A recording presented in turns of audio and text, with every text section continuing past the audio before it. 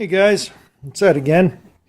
Well, I'm getting closer for winter. It's about 25 degrees out here today, I think.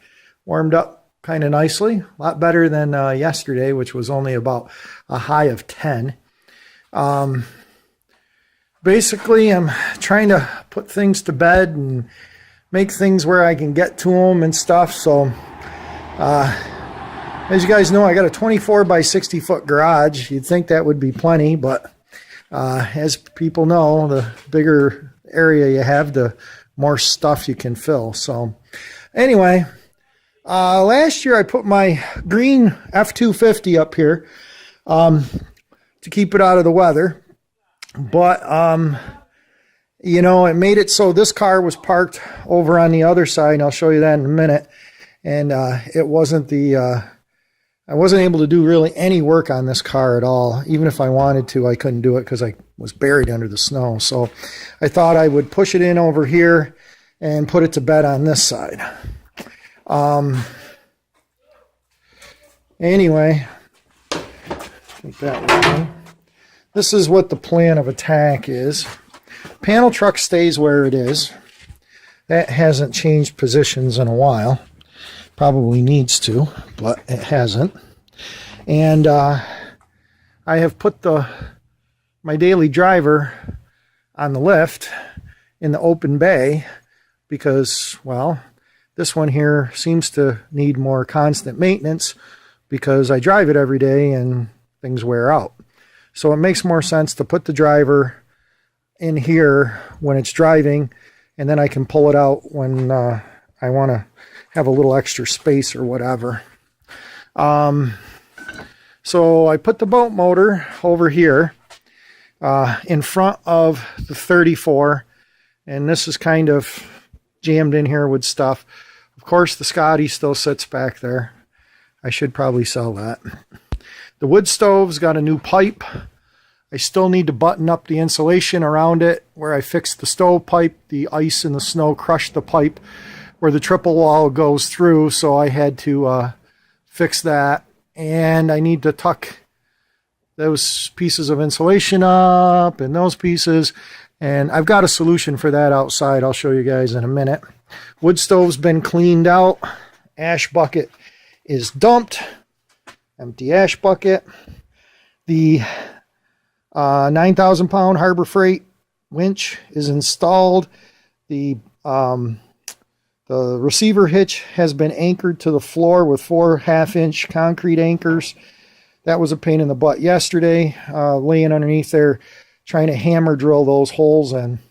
The only thing that kind of stinks is when this truck is in this position, which it doesn't need to go back this far. You can see it's setting on the thing here. If I could get it to stop even on that one, if I could feel it, or if I put a block of wood in there, then I know it'll stop. That'll give me a little extra room forward because the truck doesn't need to be this far back. And I could actually walk around it without banging my knee on that thing.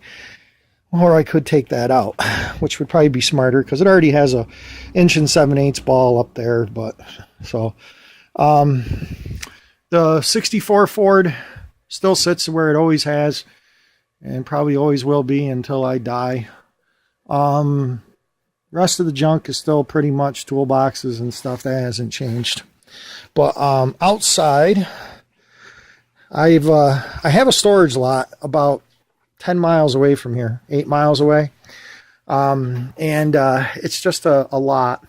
And I store my various and sundry campers usually up there and my tandem axle trailer. Well, this year I had a brain fart that I stored the Volkswagen out here, the Bug, and I put a tarp on it and everything, and it was good. It was fine.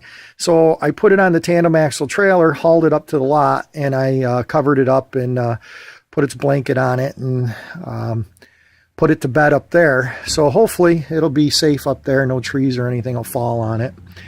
And there's 3 campers up there: the Yellowstone, the Fan, and the Metzendorf. So, like I said, the F-250 was parked up where the Galaxy is now. But I've decided to go with this plan here. This is where the Bug was last year. And the only thing I might do is there's a piece of you can see it under the snow there. Yeah, we still have snow. I don't think it's going to go away. But underneath that piece of, it was a banquet table. Actually, I took the legs off the banquet tables and they're pretty shot, but I'm going to lean them up against the side of the truck just in case when I'm snow blowing, if I pick up a rock or something, I don't throw it through a windshield or put a bigger dent than what's already in it.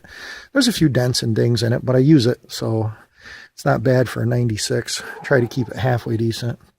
The Spartan is put to bed, and I've got the tarp on that, so that's pretty well done.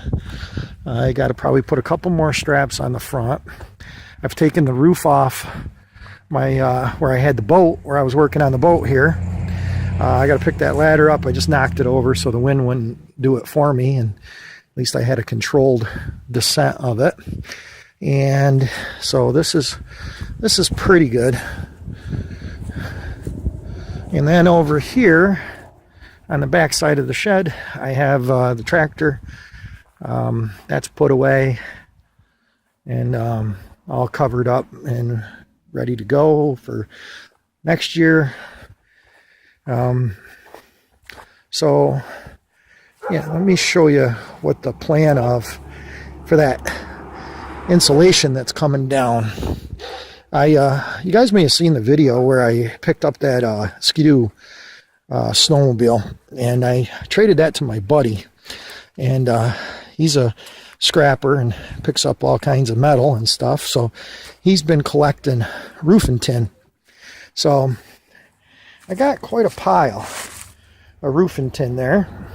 I figure I have about half of what I need to screw that to the inside and get that. That'll hold the insulation up. I know some people are worried about condensation, but I'm not overly concerned about it. I think it'll be fine. This is where the Galaxy lived last year. Lived on this side of the garage, and which was fine. But again, it's right, I blow right where I'm walking right here to get to the parking lot. When I drop my kids off, they walk through here instead of trying to drop them off in the road, because that's kind of busy place. So anyway, that's where that car is going. My wife's car, she's got a place to park that inside. Got my pellets out here. I got 4-ton on the back deck here. And I got to take these pipes. I have a little canopy I put up in the summertime. Well, it's a big canopy. It's a 10 by 20. And this is really a pretty decent made one. So I leave it up all summer long and gives you a little shady spot out there if you want to eat outside or whatever. So I got that all done.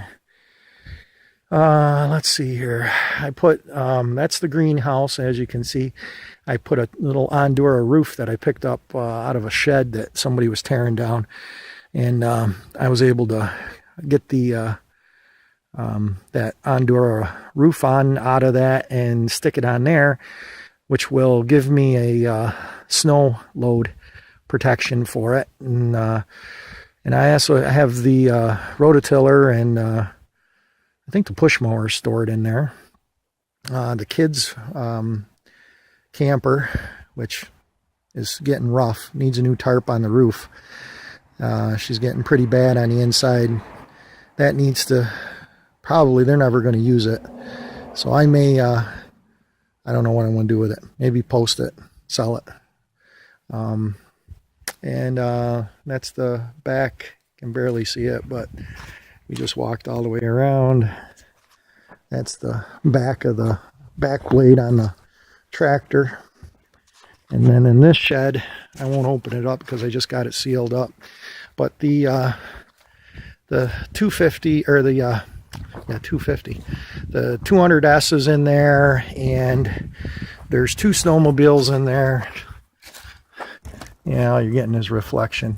Yeah, and yeah, I don't know. Maybe I'll open it up. Let's see here. Only going to take a minute, right, guys? Shouldn't take me too long to untangle all these knots I tied in here. And Get this all peeled out of here. Okay. So yeah, this is what we got going on in here. 200S, the SL 125 project bike, the Kitty Cat, the Yamaha sled, which is going to go, that's the Yamaha right here, the white one, the 76. That's going to go up on Craigslist and Facebook and wherever else to send that one down the road. I'll keep this one here. This is a little 250 Bravo. That's a great little sled. It runs awesome. That Moto 4 in there, that needs, don't have no spark. It's not a bad bike. I mean, the plastic's in good shape and the tires are shot, but the plastic's good and the motor's good and it turns over, and it's not four-wheel drive, but it's a nice bike. My buddy picked it up for a couple $100 and he wasn't able to figure out spark on it. So the Yamahas are a little tricky to figure out. They're not quite the same setup as a Honda. Otherwise, I'd be using the old Harvey Spooner AA battery box that he uses, is remote CDI, I think he calls it. But I got the bikes kind of thrown in here.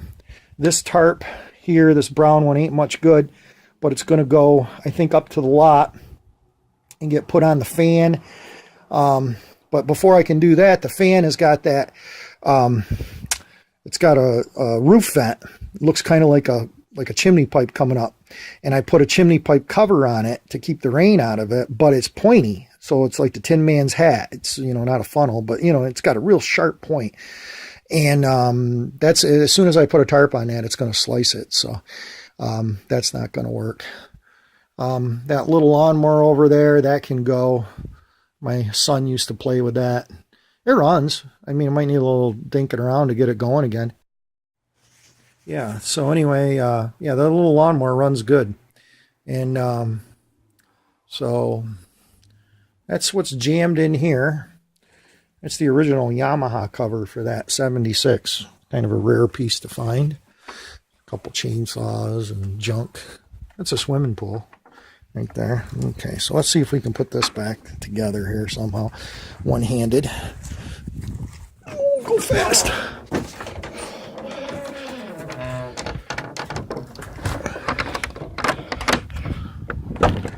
So, yeah, it's a high-tech device here. We just put this piece of wire through here 2 or 3 times.